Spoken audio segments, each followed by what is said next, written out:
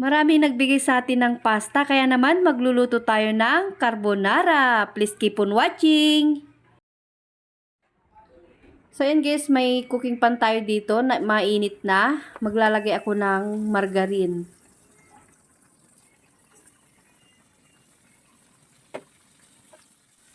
Isabay ko nang ilagay ang bawang sibuyas.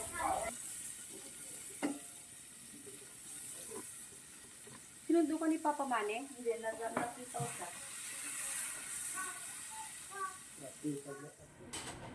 Pag medyo brown na, igigisa na natin yung ating mushroom.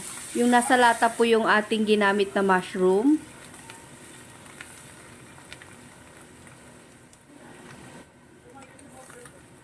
Diyan na ba? Kapag nagisa na natin yung mushroom, ilalagay na natin yung ating 2 can na tuna. Spicy at saka yung hindi spicy yung ginamit ko. Tag-iisang lata. Ha? May isang. Gisa-gisahin lang natin itong mabuti.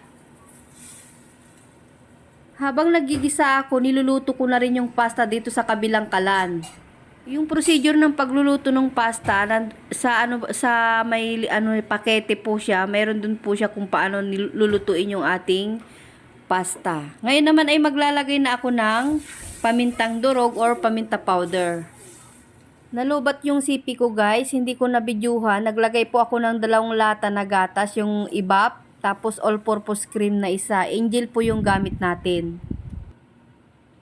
Yung ating pasta, 750 grams lang yun. Wala pang 1 kilo. Kaya pang 1 kilo lang talaga yung ating lulutuin na sauce.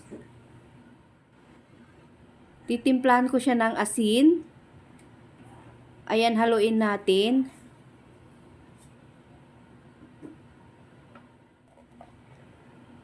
Tapos nag-add din po ako ng sugar na 1 kutsara na malaki. Ayan, haluin din natin.